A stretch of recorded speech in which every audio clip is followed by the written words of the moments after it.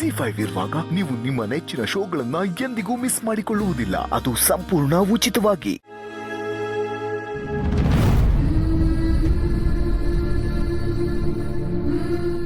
ನೀನ್ ಚಿಕ್ಕ ಮಗು ಇದ್ದಾಗ ತೆಗೆಸಿದ್ದು. ನಿಮ್ಮಮ್ಮ ನಿನ್ನನ್ನು ಎತ್ಕೊಂಡಿದ್ಲು. ನೀನು ನನ್ನ ಹತ್ರ ಬರೋಕೆ ಹಠ ಮಾಡ್ತಿದ್ದೆ. ಆಗ ನಾನೇ ನಿನ್ನನ್ನು ಎತ್ಕೊಂಡು ಫೋಟೋಗ್ರಾಫರ್ನ ಕರೆಸಿ ತೆಗೆಸಿದ್ದು. ಇನ್ನು ಸುಮಾರು ಫೋಟೋ ಇದೆ. ಒಂದು ನಿಮಿಷ ನೀನು ಕೂತಿರು, ನಾನು ತಂದು ತೋರಿಸ್ತೀನಿ. ನಾನಿಲ್ಲಿ ಬಂದಿರೋದು ಕೂತ್ಕೊಳ್ಳೋಕ್ಕಾಗ್ಲಿ, ನಿಮ್ಮ ಜೊತೆ ಮಾತಾಡೋಕ್ಕಾಗ್ಲಿ ಅಲ್ಲ, ನಿಮ್ಮ ಕನ್ನಡಕ ಕೊಡೋಕೆ. ಓ ಹೌದಾ? ಇದೆಲ್ಲಿ ಸಿಕ್ತು ನಿನಗೆ? ನನಗೆಲ್ಲೂ ಸಿಕ್ಕಿಲ್ಲ. ದೀಪ ಅವ್ರು ಕೊಟ್ಟರು.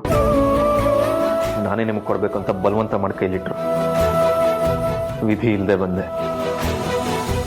ಇದನ್ನ ಪ್ರೀತಿ ಅಥವಾ ಕಾಳಜಿ ಅಂತ ತಿಳ್ಕೊಳಕ್ ಹೋಗ್ಬೇಡಿ. ಅದು ಯಾವತ್ತೋ ಸತ್ತು ಹೋಗಿದೆ.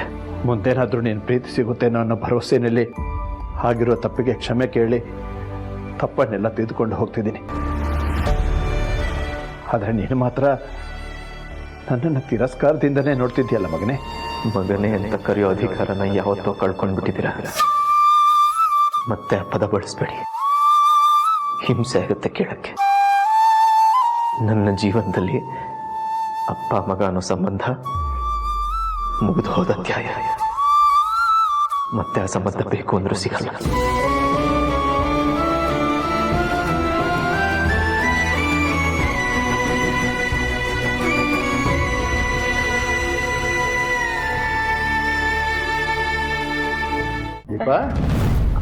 ಮಾವ, ನೀವ್ಯಾಕೆ ಇಲ್ಲಿ ಬರಕ್ ಹೋದ್ರಿ? ನಿಮ್ಗೆ ಏನಾದ್ರೂ ಬೇಕಿದ್ರೆ ಒಂದ್ ಕೂಗಾಗಿದ್ರೆ ಚಂಗ್ ಅಂತ ನಾನೇ ಬರ್ತಿದ್ದೆ. ನಿನ್ನ ಈ ನಗು ಮುಖ ನೋಡ್ತಾ ಇದ್ರೆ ಎಂಥವ್ರಿಗಾದ್ರೂ ಸಂತೋಷ ಆಗುತ್ತಮ್ಮ. ನೀನು ಹೀಗೆ ಎಲ್ಲರ ಜೊತೆ ನಗನಗ್ತಾ ಖುಷಿಯಾಗಿರು. ನಿನ್ನ ಈ ಒಳ್ಳೆತನ ನಿನ್ನನ್ನು ಕೊನೆವರೆಗೂ ಕಾಪಾಡುತ್ತಮ್ಮ. ನಮ್ಮ ಅಪ್ಪ ಅಮ್ಮನ ಆಶೀರ್ವಾದ ಜೊತೆ ನಿಮ್ಮ ಆಶೀರ್ವಾದನೂ ನನ್ನ ಜೊತೆ ಇದ್ರೆ ನಂಗೆ ಏನೂ ಆಗಲ್ಲ ಮಾವ. ಇದೇ ನಂಬಿಕೆನ ಕೊನೆವರೆಗೂ ಉಳಿಸ್ಕೊ. ಯಾರು ಏನೇ ಅಂದ್ರೂ ತಲೆ ಕೆಡಿಸ್ಕೋಬೇಡ. ನಿನ್ನ ಇಷ್ಟದ ಪ್ರಕಾರನೇ ಇರು. ಒಂದು ವೇಳೆ ನಿನ್ನ ಗಂಡ ಬೈದ್ರು ಅದನ್ನ ಮನಸ್ಸಿಗೆ ಹಾಕೊಳ್ಳದೆ ಒಂದಲ್ಲ ಒಂದಿನ ಅವನ ಮನಸ್ಸನ್ನ ಬದಲಾಯಿಸ್ತೀನಿ ಅನ್ನೋ ನಂಬಿಕೆನಲ್ಲಿರು. ಆಯ್ತು ಮಾವ. ಅಲ್ಲ, ಇದನ್ನ ಹೇಳಕ್ಕೆ ನನ್ನನ್ನು ಹುಡ್ಕೊಂಡು ಬಂದ್ರಾ? ಇಲ್ಲಮ್ಮ, ಆಕ್ಚುಲಿ ನಿನಗೆ ಥ್ಯಾಂಕ್ಸ್ ಹೇಳಿ ಹೋಗೋಣ ಅಂತ ಬಂದೆ. ಯಾಕೆ ಮಾವ? ನಾನೇನ್ ಮಾಡ್ದೆ? ಚಿರು ಹತ್ರ ನನ್ನ ಕನ್ನಡಕನ ಕೊಟ್ಟು ಕಳಿಸ್ದೆ ಅಲ್ಲ, ತುಂಬಾ ಖುಷಿ ಆಯ್ತು.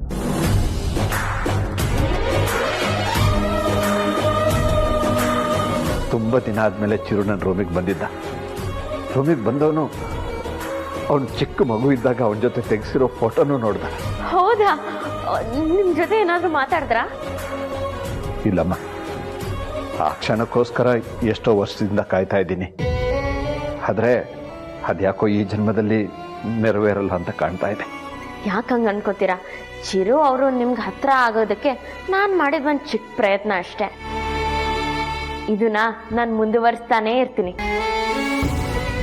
ನೀವು ನನಗೆ ಮಾವನ್ಗಿಂತ ಹೆಚ್ಚಾಗಿ ಅಪ್ಪನ ಸ್ಥಾನದಲ್ಲೇ ಇದ್ದೀರಾ. ನಿಮ್ಮನ್ನ ಮಾವ ಅಂತ ಕರೆದ್ರು ಮನ್ಸಲ್ಲಿ ಅಪ್ಪನಿಗೋಸ್ಕರ ಎಷ್ಟು ಪ್ರೀತಿ ಇದೆಯೋ ಅಷ್ಟೇ ಪ್ರೀತಿ ನಿಮ್ಗೋಸ್ಕರನೂ ಇದೆ. ಇವತ್ತಿಂದ ನನಗೆ 3 ಜನ ಮಕ್ಕಳಲ್ಲ, 4 ಜನ. 2 ಗಂಡು, 2 ಹೆಣ್ಣು. ಅದರಲ್ಲಿ ನೀನು ಕೊನೆ ಮಗಳು, ಮುದ್ದಿನ ಮಗಳು.